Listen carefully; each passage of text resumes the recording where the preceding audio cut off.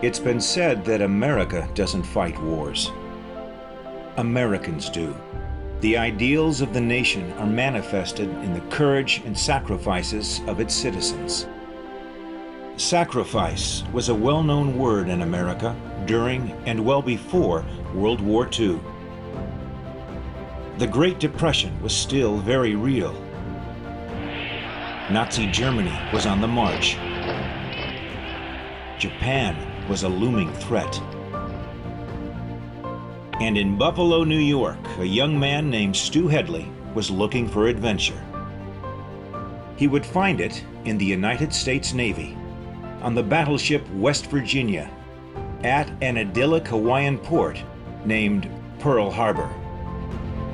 It was about 5 minutes to 8, I guess. All of a sudden, the word goes out over the loudspeaker, away, fire, and rescue party. I ran on topside. Planes were diving from every angle. And I dove under a gun tub, and here's Lieutenant White shooting away with his .45. He said, "Son, where's your battle station?" And I pointed up to turret 3. "Get up there as fast as you can." As I was going up the ladder on the port side, here come a torpedo plane down the port, and I saw the pilot, the co-pilot, and radioman laughing like everything. But those 50 caliber machine guns were spitting their bullets everywhere. And we felt the thud of a torpedo. The ship lurched, bam, there went the Arizona. Our ship was on about a 15, 20-degree list. Ensign Sears was screaming for us to get over on the Tennessee. We're watching the Oklahoma capsize. I landed on the deck of the Tennessee.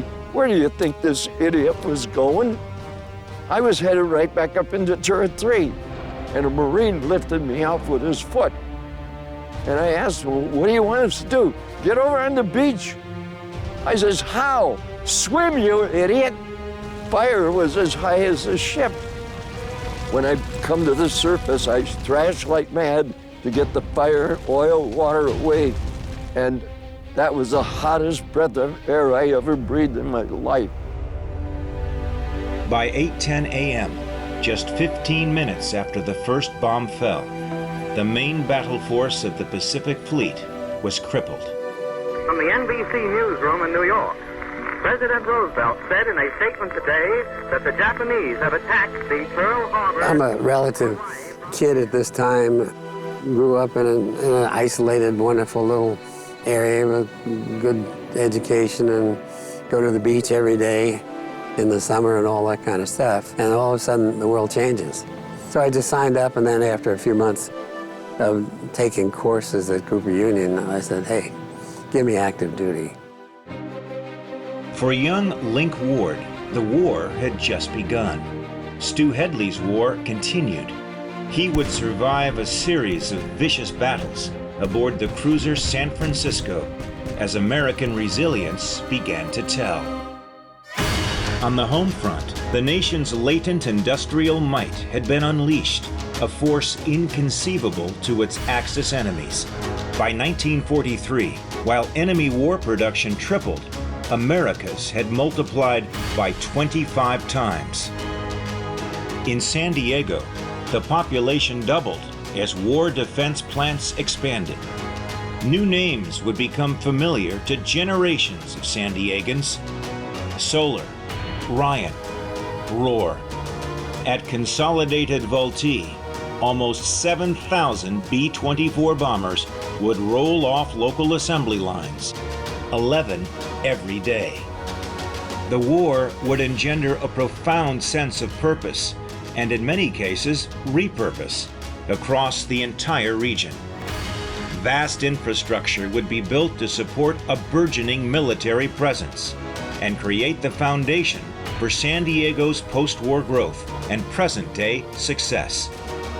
By 1944, 20 million American women were working, a 57% increase in just 4 years. Wendy the welder and Rosie the riveter would help produce everything from tanks and trucks to 40 billion rounds of small arms ammunition, all put to good use. D-Day, The invasion of Hitler's fortress Europe.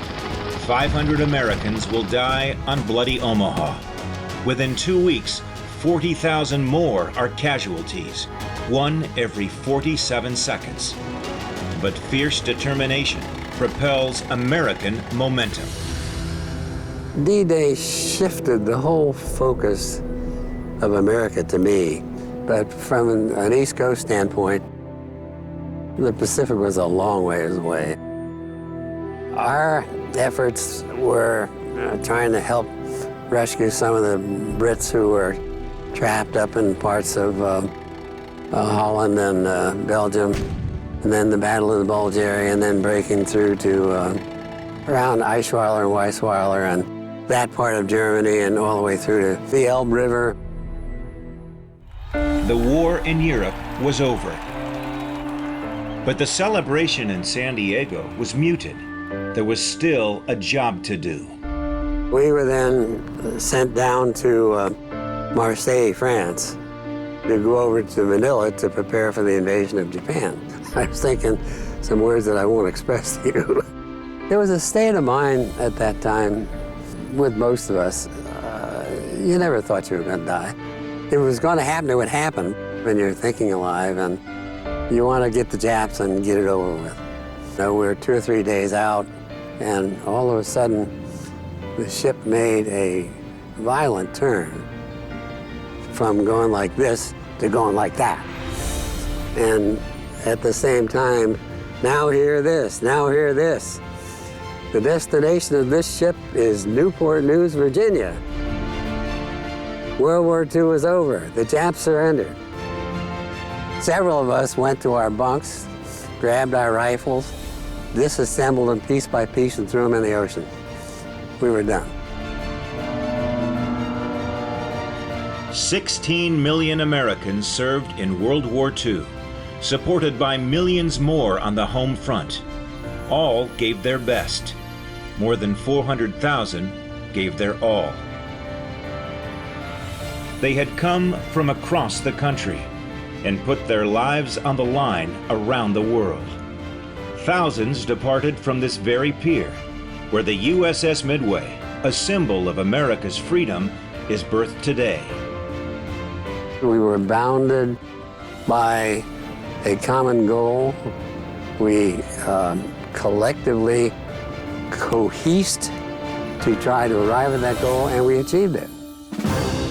Tonight, representing the millions of Americans who served and sacrificed during World War II, both at home and abroad, we are proud to honor Stu Hedley and Lincoln Ward with the 2015 Midway American Patriot Award.